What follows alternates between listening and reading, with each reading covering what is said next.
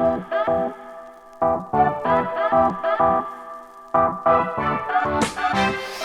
I'm David Liggett with datacenterHawk, and I am so glad you are joining us. I am super excited about this, and I know our team is as well.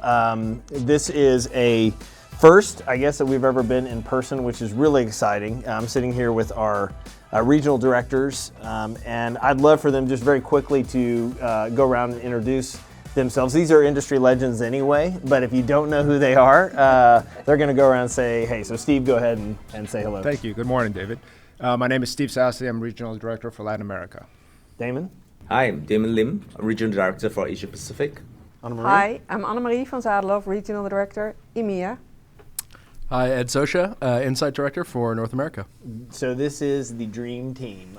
We are so excited to, number one, obviously be together in person, but also get to talk about data center trends that we're seeing in the market. I think people know the DCH brand in certain areas, but we're really excited to get to extend that brand to other places across the globe. DatacenterHawk.com is a platform that allows data center investors, providers, users, brokers, and vendors to understand the data center market, to see it in a different way, to help make decisions faster. And so a lot of that is with specific market data around the commercial real estate side of the data center space. So we take information like market size, absorption, pricing, vacancy rates, and we put them on our platform so that people can make faster, better decisions. One thing about this industry is it's very capital intensive. And so if a data center investor or operator is going to build a data center, there's a lot of money that goes into that. So you want to make sure you have the best information to make the best decision you can in those type of use cases. So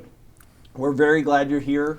Again, it's datacenterHawk.com. We're going to dive into some industry trends that we're seeing across the regions. And Steve, I want to start in Latin America. And before we do, one of the things that I think we're all witnessing in the space is that there's macro trends that are impacting each region similarly. And then when you dive into the micro side, you start to see that there's some very different things happening. But let's talk about Latin America and maybe some of the demand and growth trends that you're seeing today. Sure. Yeah. So Latin America was underserved for a very long time. So we're seeing some tremendous growth there. I think so far this year, Q1 through Q3, we've seen about 160 megawatts of absorption.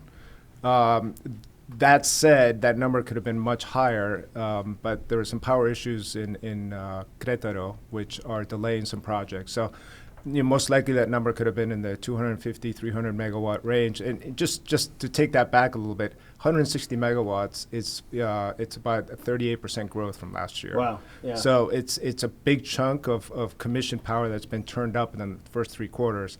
And that next year in 2024, once that power issue gets resolved in Querétaro, you're going to see much faster growth in the region. Sure. And Annemarie, when you think about EMEA, do you feel like you're seeing the same type of challenges with getting power to sites? Yeah, absolutely. So it's not only in Europe, I hear, so that's good. And it's not only power constraints in Europe. So yes, but we have a lot of power constraints in Europe as well. And although the power constraints, what we saw is like from 2020 to 2023, it's like 1 gigawatt of growth on hyperscalers only, because they are the majority of getting the power out of the grid. But then even what we see for now under construction and even planned, it's more than 4 gigawatts in so Europe. Even with the so that's power like issues, there's still that much planning. Exactly. Even the power issues, still the planning of having more than 4 gigawatts planned. Yeah, in Latam, it's about a 1.1 gigawatts of planned capacity as well. So yes, I mean, they keep planning, hoping for the best. Yeah. And this is only hyperscale, by the way, so that's really a lot. Yeah. And what does that look like in North America, Ed, from your perspective? Well, the power constraints have certainly shifted market dynamics. I think where we've historically seen everybody throwing their chips into the Northern Virginia market. Over the past 2 quarters, we've really seen that focus kind of shift down to Atlanta. We've seen more activity in Dallas. We've seen more activity in Phoenix. And I would say that the leading cause of that is those power constraints in that Dominion territory. Yeah, and it's pushing to larger land acquisition, larger site developments, bigger campuses. I mean, we stood on a campus 2 weeks ago in Northern Virginia, and I mean, these are massive facilities. So the size of these projects is growing. Damon, what's that like in the APAC region, just given some of the challenges with bringing power to sites and land acquisition. How does that look today? Yeah, it's pretty much the same. Many markets are experiencing constraints in power, and that's affecting both even approved and proposed developments as well. So overall, that meant that absorption was light in 2023. In fact, one of the new markets that we'll be covering for Q 2023, it's hard to find even 3 megawatts in the market right now. Wow. Right? But we are going to see more than a gigawatt of under construction and plan in 2024, with most of it live in around 2Q.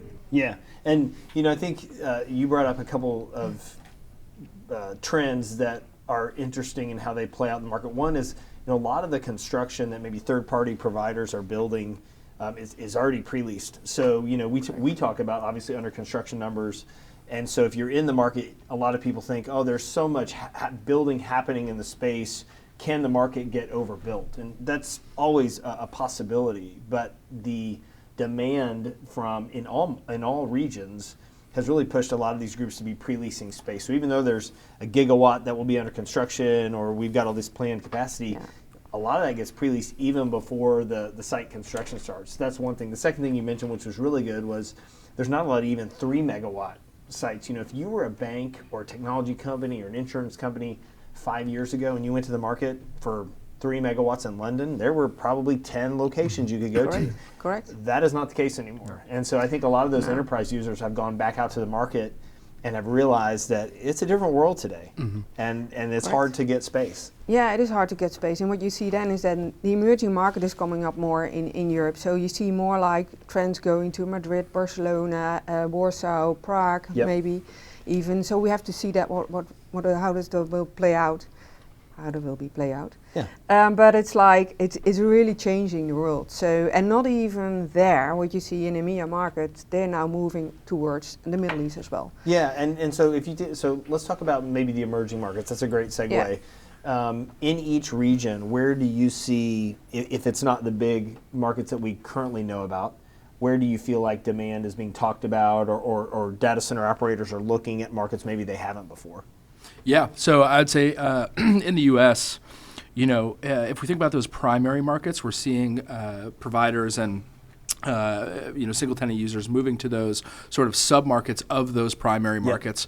But we're also seeing a lot of folks land banking and trying to find parcels where, let's call them powered land buys. Yeah. So they're going to markets like Council Bluffs, Iowa is something we've heard quite a bit. That's right. We've heard, there's obviously been quite a bit of buzz around Columbus, Ohio, New Albany, Ohio over the past several months. And then we're starting to see, markets like Reno, Austin, and all these markets, of course, David, as you know, we're going to be tracking those here at datacenterHawk because of that increased attention that those markets are getting. Yeah, that's great. And Maria, I want to go back to you for a second. You, this was probably 3 weeks ago, we're in the Middle East, talking about the growth that is, I think, perceived to be coming to that market. But talk about your takeaways from that and what you think about that region. Yeah, so the takeaways were interesting to see because we are quite new into the market of in the Middle East. But the main takeaways are mainly the growth. So they will be the fast growth, I think, in the coming years compared to even Europe. So Middle East will be the majority of growth that will be there. And what you also see is that even hyperscalers are moving out to those areas. Maybe not the big data centers what we were trying to we were seeing like 100 megawatts, 200 megawatts. They will be a bit smaller still, but they're all moving out towards it as well. And they have to be in several countries because of data sovereignty, of course. So that's even they changed the laws to be sure that it will stay in their countries as well. So that's also quite interesting to see. Yeah, and one of the, I think, mistakes we can make sometimes in the U.S. is thinking that, all hyperscale demand is 100, 200 megawatts, because in certain areas it's a lot smaller. So you talk about that in Latin America and how the demand size has been, different there than it's been in some other regions. Yeah, in Latam, you see some hyperscalers which are now just expanding into other markets besides Sao Paulo, right? So they were in Sao Paulo and Santiago for many years. Now we're seeing them, they're doing some self-builds in Querétaro with sites that are, probably about 30 megawatts each. We did see Google announce in Montevideo, Uruguay. Yeah, that's more a political play than anything else, but they're going to support southern Brazil and Argentina out of Montevideo, Uruguay. And we did see Oracle announce they were the first hyperscaler to go into Bogota, Colombia. They just announced 2 weeks ago, and they're expanding into secondary markets like Monterrey, Mexico. So we are seeing this expansion of the cloud in the region, and we're also seeing the self-builds in Sao Paulo. Amazon and Microsoft were leasing capacity for the last 10 years. Yeah. And now they're doing, they've each have built data centers in Sao Paulo to support the cloud. So they're entering the market very strongly, and they're doing their own, building their own facilities. And then talk about, so you mentioned the cloud driving a lot of the growth in Latin America. Let's talk about maybe some of the emerging technologies that are shaping the regions as we see them. What about AI in Latin America, and what's that been like for the market? So AI right now, I think, is probably 1 or 2 years out from hitting the market. I think they're having a challenge just to support the cloud deployments. But I do see an opportunity there. We know AI companies are looking for cheap power. And there are some options in Latin America. I know it's very new to the possibility of a data center market. But Buenos Aires Argentina just elected a new president. And if that market opens up next year with this new president, which that's what he's saying he's going to do, power in Buenos Aires right now is 2.5 cents per kilowatt hour. If you compare that to Mexico, 10 cents, or even Montevideo, which is 22 cents, that's an extremely cheap power. So maybe that's going to drive some AI companies to go to Argentina. Yeah, that's great. It is interesting to watch the important characteristics of the AI demand versus some of the other demand. Less latency dependent. Obviously, you're packing more density into the facilities, so there's a lot more from a tax incentive side of things. So this is a shift that we're seeing in the markets, pushing some of this demand, to other places in the markets, and it has the ability to take a geography that historically has not had much data center demand, and all of a sudden grow it very quickly. If you compare that to like 10 years ago, if you're waiting on the enterprise demand of 5 megawatts here, 3 megawatts there, it would just take a lot longer. So you're going to have areas, and I'd be interested in, Anna Marie and Damon, your thoughts on this, but what areas based on these demands will grow, and is AI pushing demand in APAC and EMEA? Yeah, definitely. I mean, with AI, I think David, you mentioned earlier that the kind of designs that's required would be different. So it's like 50 kilowatts and above for different kind of cabinets or racks out there. The other thing that's really important to some of these AI companies, besides cost of power that Steve mentioned, would be how green that power is. So renewable energy availability is very important right now. Most enterprise hyperscalers and even some of these AI companies have committed themselves to use renewable energies for their data centers, right, to continue to protect the environment. And the other portion about it, I think, David, you alluded to earlier, would be government incentives, right? Oftentimes, some of these governments out there would be proposing tax incentives, right, if they're helping to build up the digital economy in those countries. Yeah, and Anna Marie, when you think about the large demand in EMEA, trying to figure out where it can go, how does that compare? And I think obviously some of that's driven by AI, but how does that compare to some of the environmental and sustainability practices that the region is trying to put into place and make sure they can handle? They have. So everything, everybody's actually signed for the Neutral Data Center Pact. So to be being neutral in 2030, sorry. 23 is a bit quick, isn't it? That'd be awesome. Mistakes. 2030, they have some time to do that. But they signed for that pact. So sustainability and renewable energy is extremely important for the region. And of course, it's a bit more difficult. But what you see then in the beginning, they will probably go to the north of EMEA, because then the power is really cheap. So that saves a lot of money. Then even they go to the Middle East, also for the AI. But then again, what they're very interested in is liquid cooling. So everybody's looking to liquid cooling. All the providers are. So they're looking at it, they're researching it, and we see also like Colt built a new data center with only liquid cooling. So it is like it's coming up because 40 kilowatts or more. I mean, the requests are already 75, 100 kilowatt per rack, so they have to. So it is quite interesting to see what will definitely happen with liquid cooling, because we don't know yet. So they're starting it off, and that is something to watch, I think. For Traditionally, the coming years, what will happen. It seems like the biggest data center users have been the one that have been pioneering the way with liquid cooling, because they have the the sophistication, they really have the capital and human side of things to figure out what that might be.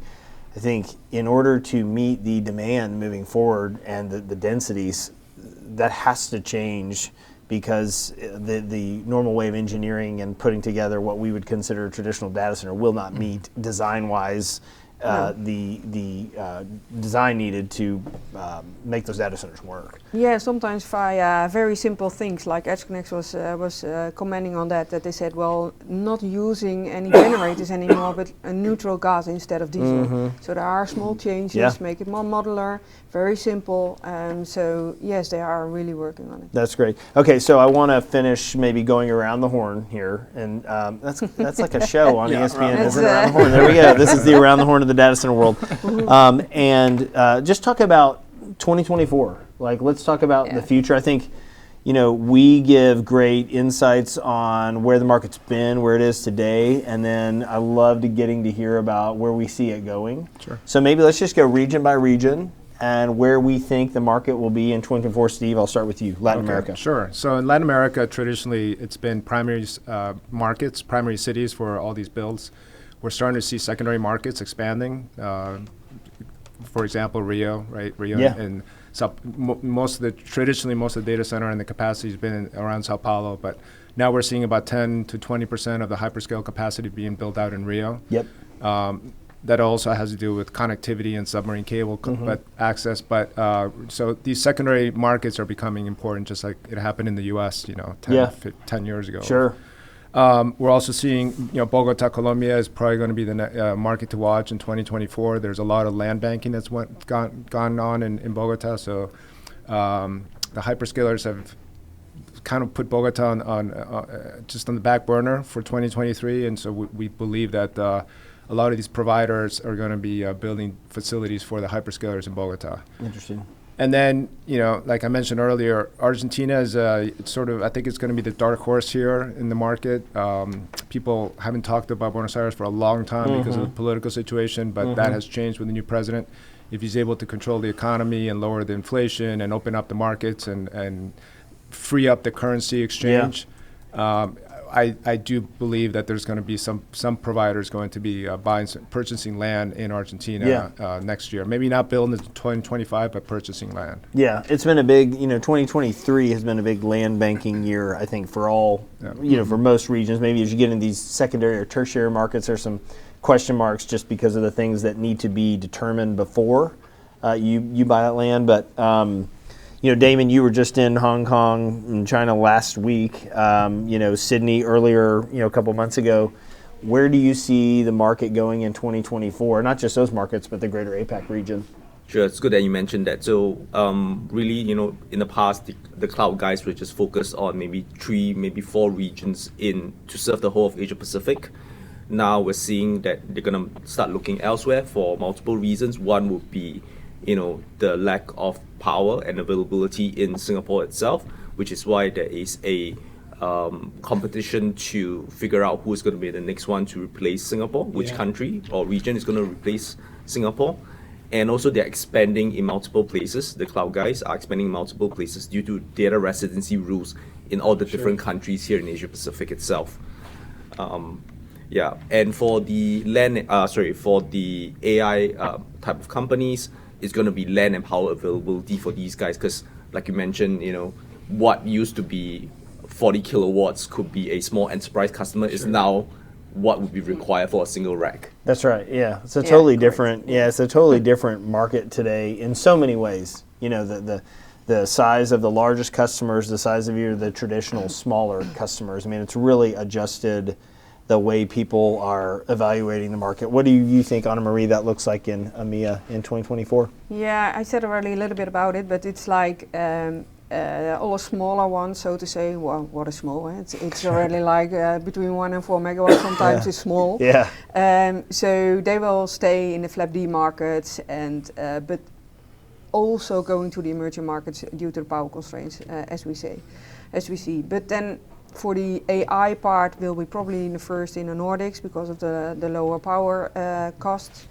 But also you see so much supply of little supply compared to the demand. So the bridge between that, to making the gap for that one, or to bridge the gap, I have to say, will be Middle East. And that's what we all foresee, that it will be the Middle East. Interesting. And not Africa. So we foresee that Africa will be a little bit later in play, but for now it's like Nordics, emerging markets, like Madrid and Barcelona, Milan, and then also bridging the gap on the supply and demand part will be the Middle East. Yeah, very interesting. Yeah. Ed, what do you think about North America in 2024, where the market will go? Yeah, so one thing, I think when we used to think about the market, we would say that we have to bring power to the data centers. And now we're saying we have to bring the data centers to the power. Yeah. So we're seeing a lot of people buy these land again, these parcels of land. Again, we think about Lancaster, Texas, down in south of Dallas, and again, the Council Bluffs. These areas where hyperscalers have been historically purchasing land, trying to build out their cloud footprints there. I do think we'll see a resurgence of activity in Northern Virginia again. But I think that's a few years down the road when Dominion's talking about 2026. I think post-2026, there's still some uncertainty there. You're going to have substation build-out, substation development that's necessary. I think Atlanta's going to continue to see increased activity. For reference, about 137% colo growth in Atlanta in the last 12 months. Not bad. Dallas has seen over 100% colo growth. So I think these primary markets will continue to see activity, but as those power constraints kind of continue to create headwinds in the industry, I think we're going to see folks continue to sort of diversify where they're building their data centers, going to Middle America. Steve mentioned Miami. I mean, with all this activity, this increased activity in LATAM, I think Miami's destined for growth as well, just being a core point of connection between the two continents. Yeah, I mean, I think for me, when I kind of digest the different regional commentary, it's really exciting because I think there's so many opportunities right now in our space. We talk to a lot of people in the industry. If you think about investors and providers and data center users, and we have a lot of challenges moving forward. I mean, there's challenges with supply delivery, there's challenges with community acceptance, challenges with figuring out the design. I mean, there are definitely challenges to focus on, but I think we all realize that this infrastructure, how important it is to our world functioning, and not just here in the U.S., but all over. And the more mature this infrastructure gets, it's doing things with society that's amazing. And so I know for us, it's exciting to be in this space. We just at datacenterHawk released our new website. This is probably 2 or 3 months ago. So again, you can see at datacenterHawk.com. You can sign up and get a trial or a demo. We have a number of new markets that we'll be adding to the platform in 2024. So this team will be busy. And we're really excited about that. And then also, too, I would just say feel free to reach out to our team here. I mean, these are industry experts, years and years, and I mean this kindly, years of experience. Why are you looking at me? I've got some gray hair here. But we just want to say thank you for watching and being a part of this. Again, it's datacenterHawk.com, and we look forward to seeing you next time.